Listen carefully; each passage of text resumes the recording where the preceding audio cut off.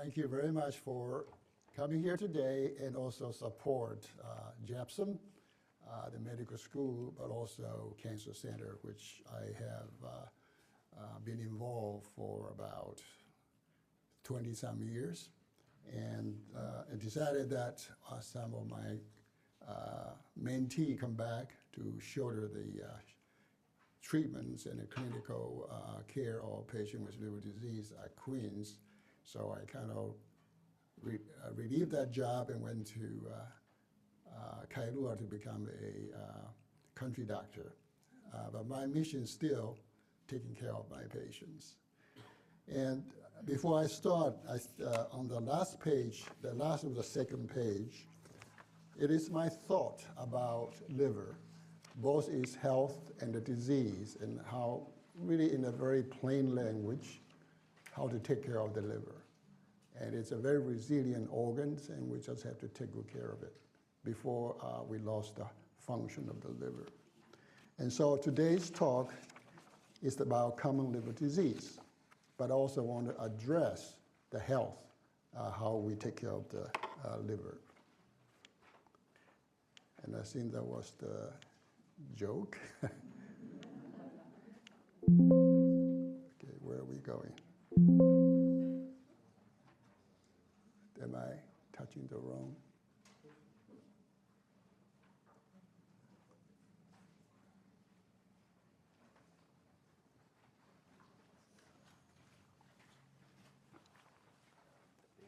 Oh, the bigger button, sorry. Okay, so my objective today is to talk about liver health and a common liver disease. Obviously, this is a mini medical school. So you really want to learn everything about liver and medicine, you should go to major medical school. And hopefully I can accomplish as much as I can just to give you a general idea about liver and its disease. So first of all, the location of the liver. Over the years, I practiced, many people come to me to see me, and their first question is, where's my liver? They always point to the left side. It is on your right upper corner of your abdominal cavities, as shown in here. It's a very important organ. It is about the size of an American football. Yes, you'll be amazed, you're carrying a football all the time. And it's just below the diaphragm, as shown in the picture here. And it weighs about average about 3.3 pounds, but depends on your size. It could go up to 5 pounds. So it's not a big organ, so to speak, but it's pretty heavy organ. And the liver receives about 13% of the blood supply that we have. It's a very small organ, but receiving a lot of blood. And it's very important, as I will show you. The structure of the liver contains two major lobes, and they have small little lobes, which sometimes you heard the doctor talk about segment 6, 7, 7. It's basically almost like composers writing a music, and they use this musical note. Obviously, you cannot talk to somebody else singing, but you can show them the note. And the other providers or doctors who took over your care can read the note and know exactly what's going on and where the problem is. So that's kind of where the lobe, liver lobe is being designated. It's not that you have a special function itself, but it's easy for us to talk to each other about where is the liver that we're talking about. So we have two lobes, right lobes and the left lobe, and the right lobe is the bigger one, and the left lobe is the smaller one. And when we do liver transplant for an adult, usually we need a very big chunk of the liver. So part of the right liver will be separated and give it to the recipient. But there are some usage for left lobe, and that is usually for pediatric patients who need a liver. The smaller liver, the left lobe, can be used for the babies.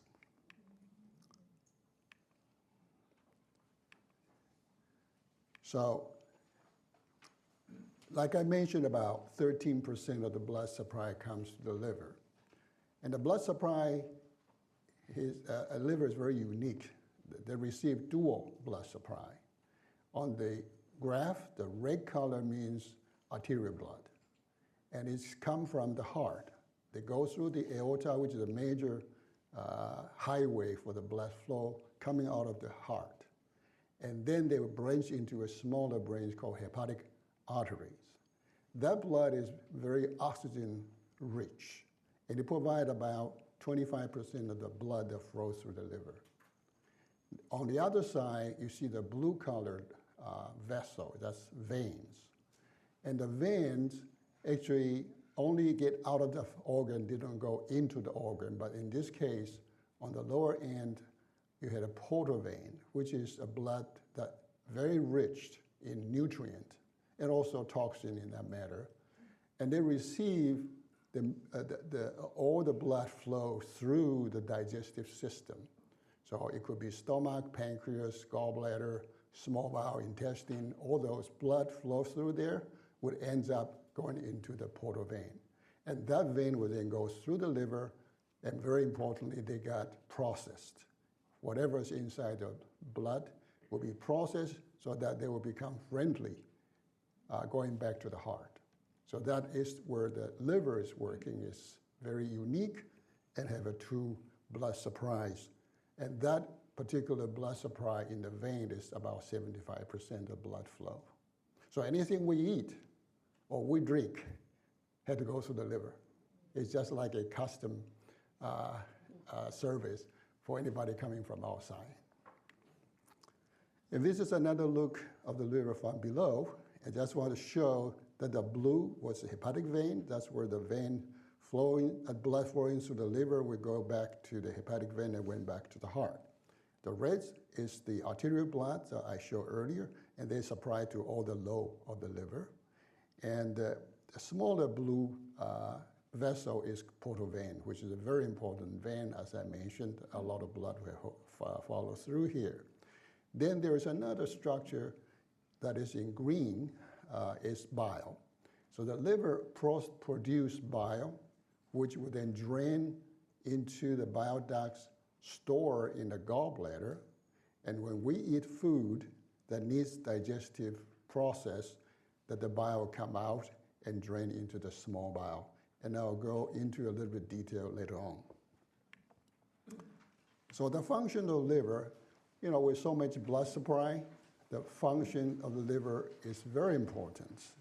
First of all, they metabolize sugars, carbohydrate, starch, fats, and proteins, which is a nutrient that comes from the GI tract, the digestive system.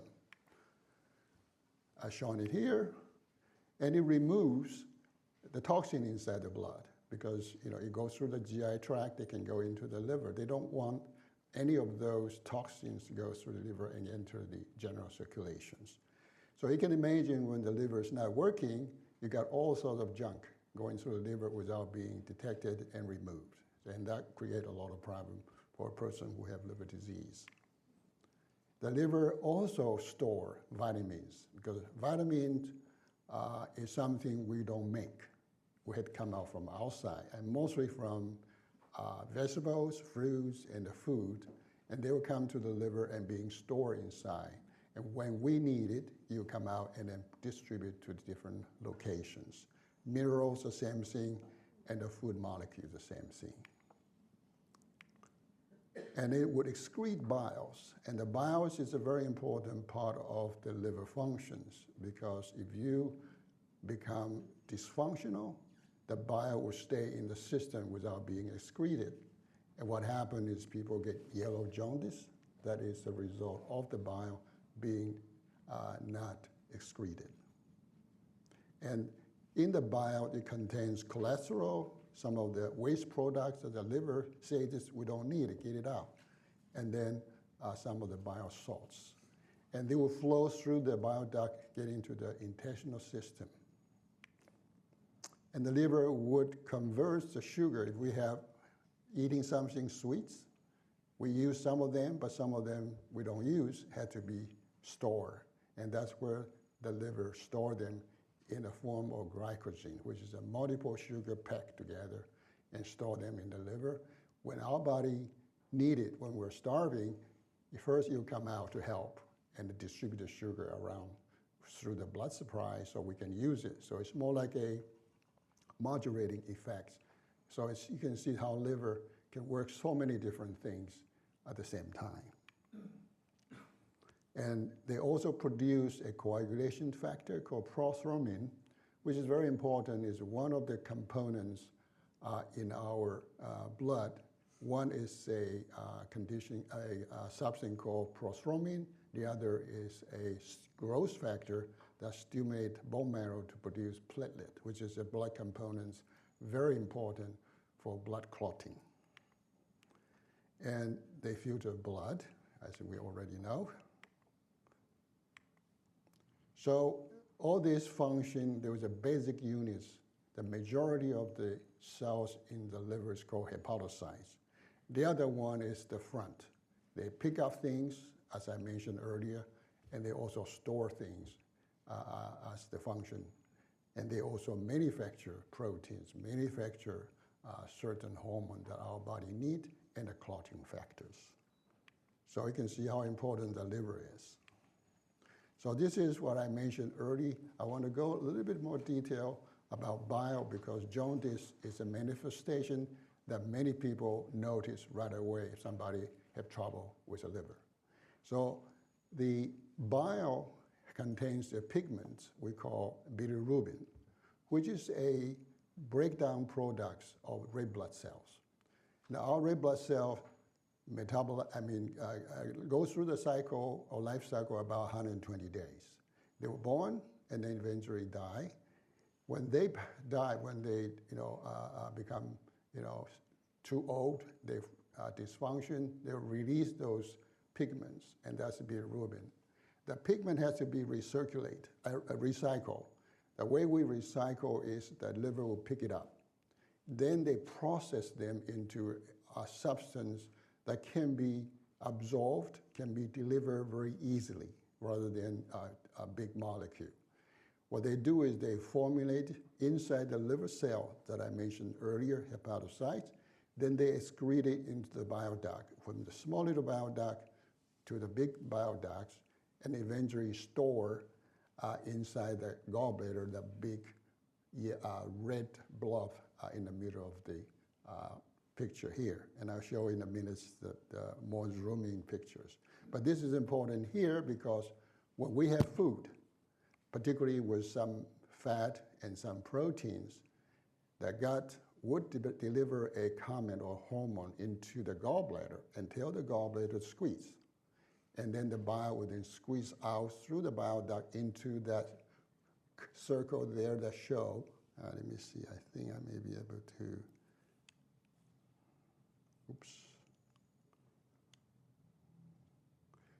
It's inside that stomach and then curve, like a C curve. That's where the duodenum is.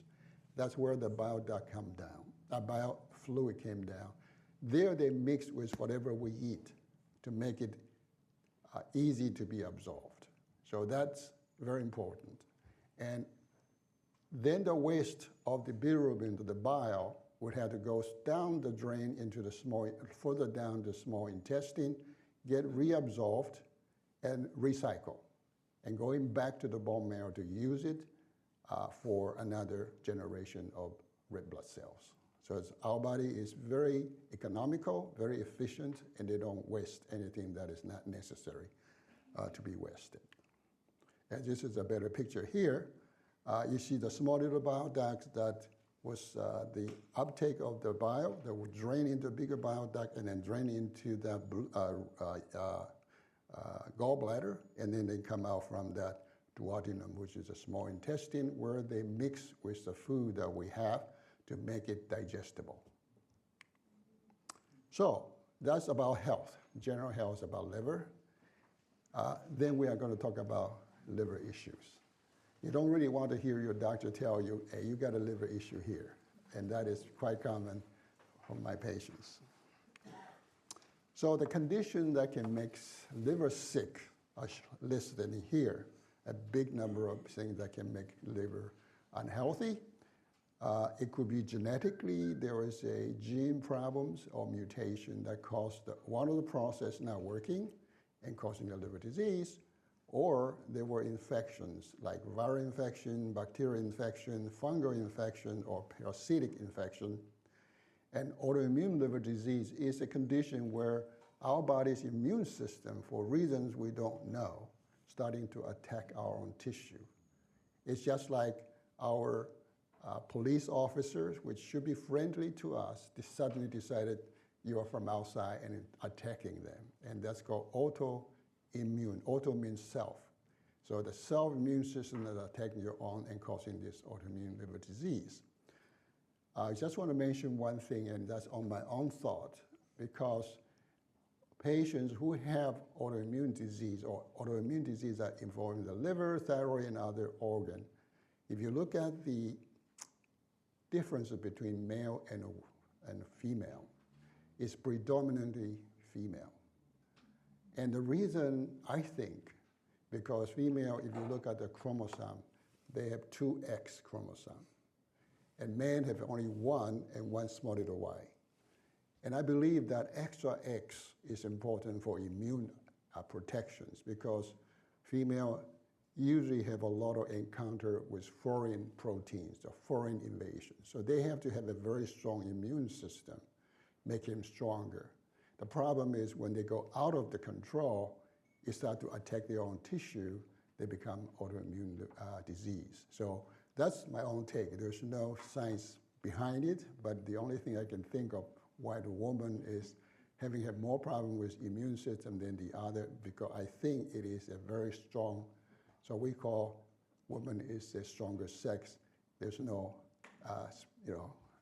there's a reason for that. And then drugs can do that, toxin can do that, alcohol can do the damage, and fatty liver, which I would address a little bit more today, because that is becoming a very important disease that I have to deal with.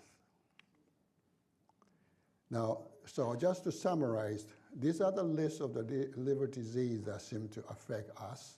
And the majority of the disease are alcohol-related liver disease, chronic hepatitis B and C, and then MASH. MASH is called metabolic dysfunction associated with steatohepatitis. So in an old term, it's fatty liver from metabolic dysfunctions. And that is getting more and more important, and I'll show you some statistic about why this is so important, a disease that we need to deal with.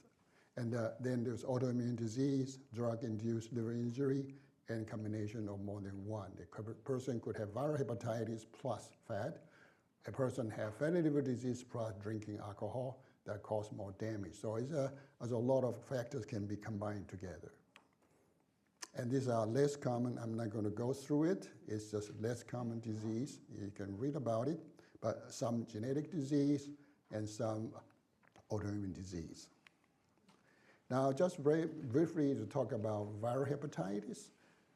There are many viruses can cause liver inflammations, but this 5 virus is forecast. Their target organ is liver, called hepatitis virus, human hepatitis virus. It's A, B, C, D, E. And hepatitis A and hepatitis E in yellow color are the 2 viruses that only cause acute hepatitis. They usually don't go into chronic. So we don't really need to deal with it over time. Once you get it, you get over with it, you're done, okay? The only 3 viruses that are shown here, hepatitis B, hepatitis C, and the Delta virus, HDV, other one, they can become chronic. Here, the B and C is different virus. The Delta is also different virus, but they need a person that has been infected with B to start with. Without hepatitis B on board, Delta virus going to invade. Very luckily, in our community, Delta virus infection is rare, okay? Therefore, the major viral hepatitis that we have to deal with is hepatitis B and hepatitis C. And those are 2 causes of liver disease that has been up very high as the reason why the person needed a liver transplant. So I'm coming to the most important part of my talk because a lot of people would tell me, my doctor say I have fatty liver disease, what should I do? Okay, it's a desert, a dust storm or tsunami, whatever you can call it. It's a big number of people are having affected by this disease. And this disease, in the first stage, is that there was a lot of fat containing inside the liver. When we do biopsy, we define a person have fatty liver disease if the fat contained in the liver is more than 5%, usually up to about 15%, give and take. But when you go to about 30%, 60%, then that's a fatty liver disease. And it's shown on the histological picture on the left-hand side. It's a lot of those small little empty space, almost like a Swiss cheese inside the liver. By itself, we learned that 80% of people who have this do not progress. They stay the same and they don't have any problem after that. But about 20% of people, sometimes 25% of people, would then progress into inflammation, which is in the middle of the slide, called MASH, which is the inflammations on top of the fatty liver disease. So once you get to that stage, it went through fibrosis or scarring of the liver. From scarring 0 to 4 is cirrhosis. And I'll show you a picture about what a cirrhosis look like under the microscope. And from there, people get into liver failure or they develop liver cancer. Those are two most dreadful consequences of MASH. Why is it so important? I mentioned earlier, I was working in the liver transplant program for many years. Over the last 10 years of my duty as a transplant hepatologist with Dr. Linda Wong, you probably know her. She's more famous than I am. We are seeing an increasing number of people come to the program needing a liver transplant. If you can see this, this is a statistic from the transplant database from 2012 all the way to 2022. And you can see that the first line is alcohol-related liver disease, and the second line is NASH. It's increasing gradually over time, and I see right now both of them going to be much higher. And the ones that we used to have to take care of with viral hepatitis, both B and C, as a reason for liver transplant become almost non-existent, except when they develop liver cancer. But nevertheless, we also found, and I was astonished to see that the majority of female women that need transplant is from MASH, not from alcohol. Alcohol are mostly male patients. So it is more important in the female gender for MASH.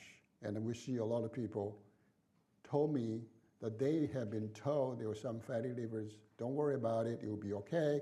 Just lose weight, don't drink alcohol, you'll be okay. But when they reach to late 50 to 60, they come in with cirrhosis.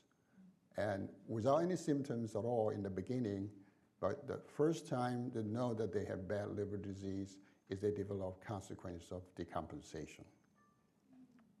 Now this disease is not just affecting the liver, they affect multi-systems because their basic problem is metabolic dysfunctions, which means high cholesterol, high sugar, high blood pressure, and overweight. These are all contributory to the disease. So they have found that the #1 cause of death of patients with this disease is cardiovascular disease. They got heart attack, they got stroke. The second common cause of death in this group is cancer other than liver. And the third is liver-related disease, including cancer. So it's not the most common cause of death, the cardiovascular disease and cancer other than the liver. So it's a multi-system disease that we really have to address.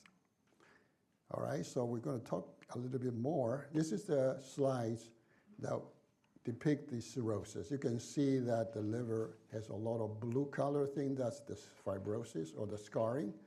And the scar is pretty much encompassing the majority of the liver. And as this blue color fibrosis expand further, you can see those red color liver tissue getting smaller and smaller and smaller. And when they get to a certain degree, they decompensate it. They just don't work for you anymore. And these are the consequences. We have people who have ascites. I show in the lower end ascites, leg swelling, bleeding, yellow jaundice, mental confusion because the liver processes a very important chemicals called ammonia that come from the gut. They process them to get rid of them from the kidney. But when the liver is not able to process them, they're accumulating in the blood flow, and that go to the brain, make you very confused. And that's called hepatic encephalopathy. That's one of the bad consequences of decompensation and eventually liver cancer. I just want to show you, this is a picture of 3 different things that we know. The big belly is ascites, which is basically fluid accumulating in the abdominal cavities. You can see the arm is very skinny. It's a very loss of the muscle, which is because they cannot process proteins, nutrients. And then you see a small little spot in the belly that we call spider-nevi. So these are all characteristic manifestation of somebody who had bad liver disease, and medical students usually see them very quickly. So this is another reason why liver decompensated.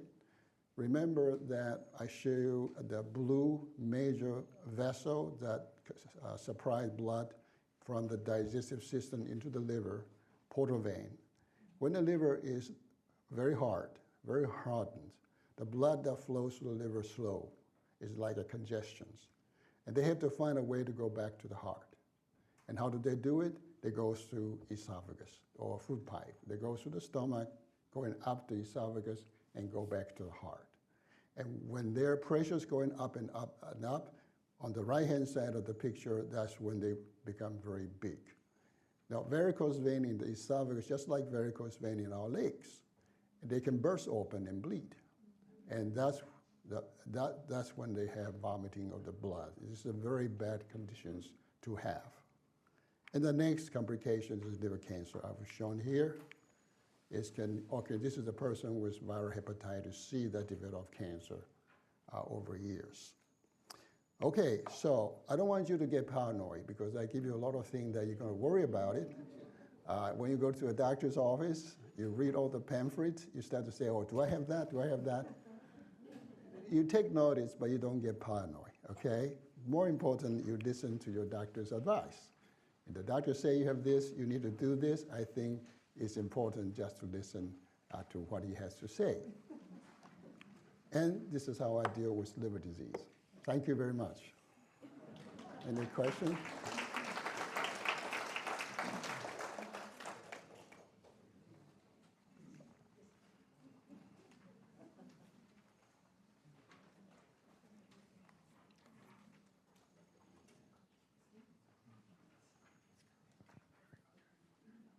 Thank you so much, Dr. Tsai. Yes. Our online audience, please type your questions into the chat. For the in-person audience, we have Chang and Aaron handing out a microphone. So please raise your hands.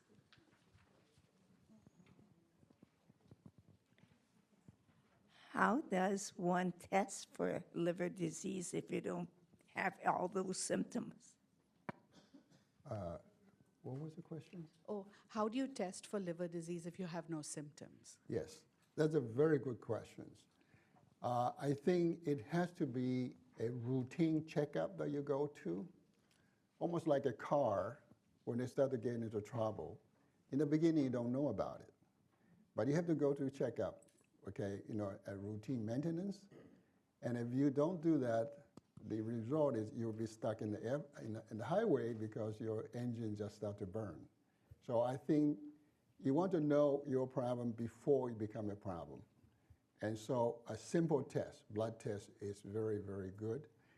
And the doctor will know if you have certain risk factors, for instance, fatty liver disease, if you have diabetes, you have high blood pressures, or mostly hypertriglyceridemia, the high lipid and high blood pressure, you probably want to, and also your body weight is over, they will look into if there is a possibility of fatty liver disease. And as more and more people are starting to get a blood test plus an ultrasound, if the blood test shows there's some abnormality in the liver enzymes, they would go for the liver ultrasound. And then you can see what's going on inside your liver. So I think, again, like Dr. Ueno say, to know your condition and to prevent before it becomes a problem.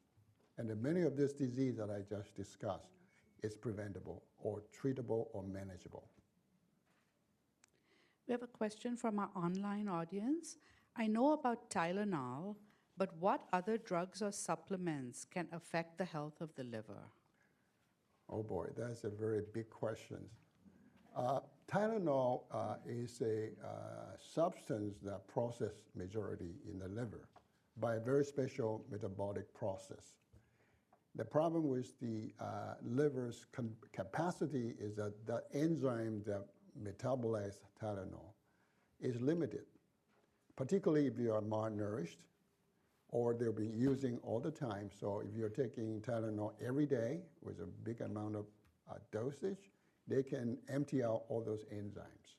So what happens is if you don't have that processing enzyme, then the liver was to turn other mechanisms to process that Tylenol. The problem, that alternative method can produce a toxic substance in the liver. And that becomes a very, very toxic to the liver, that the liver can be destroyed completely. The most dreadful or most severe condition that we know of, is somebody sent to us a person who overdosed themselves. They drink the whole bottle of Tylenol, ends up with liver failure. They used to come to us because they need transplant. So those are the extreme. But when you have chronic usage of Tylenol over time, and in addition you have other risk factors such as people drink alcohol regularly, they can cause the damage of the liver. So besides the Tylenol, there are many different supplements or even medications. For instance, some medication can cause liver abnormalities. The difference between those two is when you write a prescription, the doctor who writes it knows exactly what kind of problem the medicine could cause. So they know how to look for it to correct if the patient's starting to develop side effects from the medications. The problem I have with supplement is we don't know much about what kind of side effect they could cause. Therefore, we don't know if they can cause problems. Plus, most people come to me, nowadays I'm more careful. They come to me, you ask them what kind of medicine you're taking, they give you the prescribed medicine list. But all the supplement they take, they don't necessarily tell you. And so if somebody comes, nowadays I ask them, bring everything you have in your closet. And I'm gonna read it, okay? But even with that, I read every piece of information. I still don't get the entire picture of the supplement. That's one problem. The second problem is those supplements are manufactured, the material itself are usually made outside of US. And there could be any kind of person making it. And they make it in bulk, send it into US, and the distributor here in this country will package them into pills, a capsule, whatever it is. So you really don't know if every batch is the same. You don't know what's inside that because FDA do not do that. They don't scrutinize those components. And the one misconception about FDA is that a lot of supplements will say FDA approved. And remember, FDA stands for Food and Drugs. They have a total different standard for food and drugs. For food, supplements, if you get it, you have to get into trouble and the doctor reported, then they would take action and they would look into it. For the drug, a prescribed drug, they are proactively going to the manufacturer's factory to either go to the drugstore to take some of them into analysis or go to the manufacturer factory to look if they're doing the right things. So it's more scrutiny on those prescribed drugs. So that's kind of the differences. I know a lot of people take supplement, and we know for the last few years, there are multiple publications from different countries telling us that multiple vitamins or those supplement doesn't really do much help. And some of them may cause trouble. And talking about vitamins, we don't need a lot of vitamins. We need some of them. We don't make it, so we need to get into our system. And the best source of vitamin is food. It's vegetables, it's fruits, it's your healthy food. I think you have that is good enough. You don't really need, if you have disease that make you having problem absorbing those nutrients or cannot make it because of certain organ failure, then you have to give them some supplement. That's where the supplement come in. But you don't need it on a daily basis because in the US, the problem is over vitamins, not lack of vitamin. Mm-hmm. And you can see, and I'm no drugstore, those convenience stores going to call me up and say, how can you say this thing? But it is a common sense. And I don't take vitamin myself, but I eat very healthy. And I have enough vitamins that is supplement me. My father is a gastroenterologist. All his life, he never take vitamin. And he, passed away age 88, quite healthy, and he just passed when he was sleeping. Yeah, so that tells me that majority of people don't really need supplement of vitamins. I have a question here. My gallbladder was taken out when I had surgery. My doctor said I didn't need it, so I don't have a gallbladder. So is that a detriment to my body? And then just a couple of weeks ago, a friend in his 50s had a gallbladder attack, and that was removed. So how important is the gallbladder if I don't have one? Okay. First of all, the statistic. Gallbladder surgery is #1 surgery in the US. More than 500,000 people, more than appendectomy, okay? Because stone cause problems. Gallbladder is like a storage, as I mentioned in my talk. It's just store the bile, that's all. They don't really function a lot. So you can still live in without a gallbladder. But the only problem you might have, because the gallbladders store those bile, so if you have food, which is very high, rich in high fat, and you don't have the gallbladder store that extra bile to mix with it, you may get in some digestive problems, such as bloating, and when it worse, it will be diarrhea. So if you just had a gallbladder surgery within the 6 months, if you go to eat pizza or French fry or fried chicken, you may feel uncomfortable, which normally you don't. So that's where the gallbladder, majority of the gallbladder function is the storage itself. But we can live without the gallbladder. Yeah, I don't know if you remember Lyndon Johnson, show his scar. People would remember it, that he had a gallbladder removed, and people are starting to ask questions about that. But basically, it's a storage function that the gallbladder have. I have a question about if you have multiple myeloma, can you have half of a light Mai Tai every day? Wow. Again, I'm getting hit by alcohol industry too. I'm in a very position where I also love some wines and sometimes some sakes. I see moderation is the key. It is not, there are studies recently, there are people saying that there is, the claim is that any alcohol is not good, okay, any amount of it. But our lifespan is about 90 years or 100 years. And a certain amount of, habits that we have if we really take care of that, if we don't have a condition that really is very sensitive to alcohol, then I think a small amount of alcohol may be okay. Small amount is by everybody's estimations. Now, if this person have multiple myeloma, I want to ask him, is he on chemotherapy or some kind of treatment for multiple myeloma?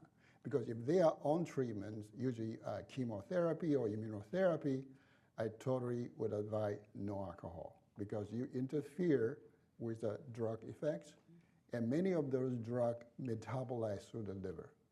And you don't want to make it more difficult for the liver to deal with, not only because those substances, those chemotherapies are toxic. They're not nice to the liver. And the liver doing their best to process them. So you probably shouldn't at that time when you were having. And the third thing is it may confuse your doctor because you're taking a medicine for multiple myeloma, and then suddenly he says, oh, your liver enzyme is going up. He may think it is a side effect from the drug, didn't know that you're drinking at the same time. So they will stop the medicine. So you actually interrupt a very important treatment that you have. So putting all this together, I think is important when you when you're doing those things, probably should avoid will be, a smart thing to have. This lady is Oh, no. She asked my same question, Oh. because I was interested in the gallbladder. okay. Yeah. Hi, I have a question related to your cartoon. I've been sitting here staring at it, and I see that one of the or the characters in the cartoon has a chef's toque, and I'm wondering how healthy it really is to eat liver because it's, some people love it. I'm fortunate that I don't eat it myself, but Good. I was good just point. curious about that. Good point. Anybody have foie gras here? That's liver. You don't want to eat foie gras on every meal and a tons of it, okay? Just like the alcohol, I think it's the kind of enjoyment sometimes we have. If I talk to my friends from Italy, they're going to kill me because they keep telling me a glass of red wine in each meal is healthy, and he would quote his generations of grandmas who lived to 100 years old. They were drinking all the way to their, to their death. So I think in this alcohol topics, we probably should take some common sense into it. Of course, if you don't drink, that's perfect, because you don't have to worry about possible side effect. The other thing is different gender, ethnic background, body type, meaning just, people with a lot of muscles, may have a different tolerance for the alcohol intake. Genetically, particularly Asians, have problem processing the alcohol because when we drink alcohol, about 60 to 80% of the alcohol get processed in the stomach before they enter into the portal vein. And those leftover alcohol go to the liver, will be processed by the liver to change to something that is not harmful to us. But there are people who are genetically lacking the enzyme from the stomach or from the liver. And you can see some people who say, if I have one drop of alcohol, my face is red and I couldn't tolerate. That is because the alcohol went through the stomach, went through the liver right away, and then they developed the waste product that we call acetaldehyde, if you are chemically savvy. That is some substance that make people sick. Okay, so everybody's different. And I think I really encourage people to use common sense. There's a question about, is fatty liver common in children about 10 years old? Well, I see it's getting there now. Because I don't take care of the pediatrics population, but my pediatric colleague keep telling me it's coming up. It's coming up. He see 10 years old, I don't know, but he said he got 13, 14 years old with over 200 pounds of body weight, or this 150, 180 pounds of the body weight. And if you have that, basically, you may put them at a higher risk of developing fatty livers. And I think that they are seeing more and more younger generation getting into trouble with fatty liver disease. So it's, like I say in the picture, is that like a dust storm or a tsunami. We are just seeing part of it. And I know that because my practice starting to see quite a bit of those patients come through me. Blood thinners that are prescribed, the drugs, how do they work They're to different. prevent clots? Yeah, there are different kind of blood thinners, different class, and they actually inhibit different what we call cascade, because for the blood to clot, it went through several pathway, several step, and there are different drugs that affect different step to make it less able to clot. So there are people taking warfarin, which is like a shotgun. They just blast every step of the way, and so that we're using less. There are drugs that particularly work on the platelet, which is the small little blood components that's important for part of the clotting process. And that has been used more because they are more specific site. They are working on like a, what do you call, smart bombs. They hit a step that is important for that particular reason, but do not affect other part of the cascade, so that you still can function with less concern about bleeding. So if you are on Coumadin or warfarin, you have to go to your doctor to get blood tests every month, because they have to measure the level of the prothrombin time to make adjustments of the dose. And the medicine interfere by many food, particularly grapefruits, that make it going up, a certain food to make it go down. So if a patient bringing a whole list of things that he cannot or he can have or cannot have. And so that drug is being used less and less now, as I understand, unless you have allergy or you have problem with the newer generation of drug. So to answer your question, there are different class of the anticoagulation or anti-clotting medicines. Each has a different specific location where they work on. Yeah. There's a question about, do you see idiosyncratic reaction to Tylenol by the liver, which cause failure needing transplant? Not to my knowledge, myself, or my experience, or my reading. Most of the liver failure from Tylenol is overdose. Yeah. We have time for one last question. Just back to the fatty liver issue, could you share with us specific kind of treatment or ways of dealing with that? And maybe also talk about intermittent fasting. Good idea. I didn't go into the detail because I thought, we have so many things to talk about, but that's important. First of all, the major driving force for us to get fatty liver is that we have too much nutrient, macronutrient, which is basically fat, glucose, not protein, but fat and glucose. If you have a lot of them, then we don't use it, all of them. So where do they go? They go to the liver to be stored. They also go to fatty tissue or other things, but liver is a major portion to absorb that oversupply of the nutrient. When they get to the liver had to store them and also make sure they don't cause damage to the cells. And that's where the problem is. When they get into the liver, they form what we call lipid droplets. Now, when I was in medical school, lipid droplet is nothing. It's just there, just like a skin tag. Now, they know this is an organelle, very important in the process of liver disease. Because if you have too much of these fatty drops, they cause distress to several important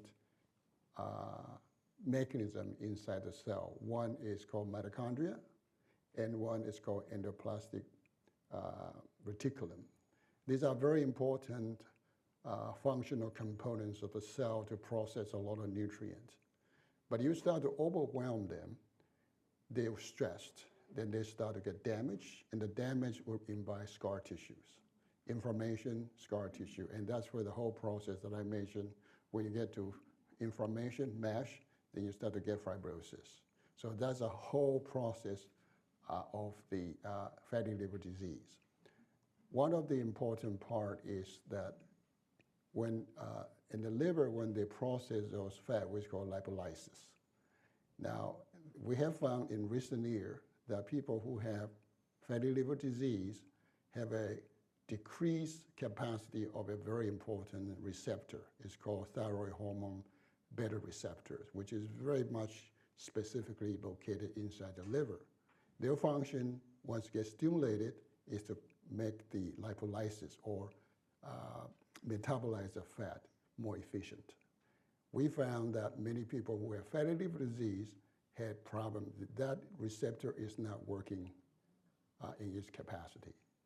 And therefore, that part of the target has been the part of the treatment that we have now.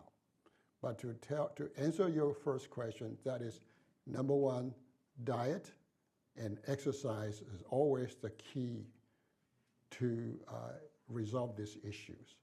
The diet is, some people call it Mediterranean diet. To me, it's not just a diet, it's a lifestyle.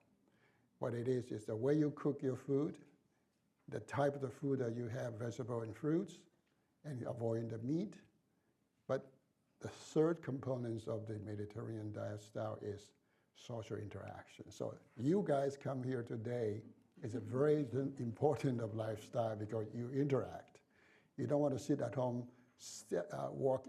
lying down on your couch and then watch TV and then starting to have snack. That's the setup for a problem.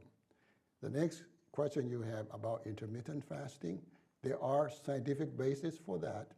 There are different kind of arrangement of intermittent fasting. Myself, I'm doing that myself.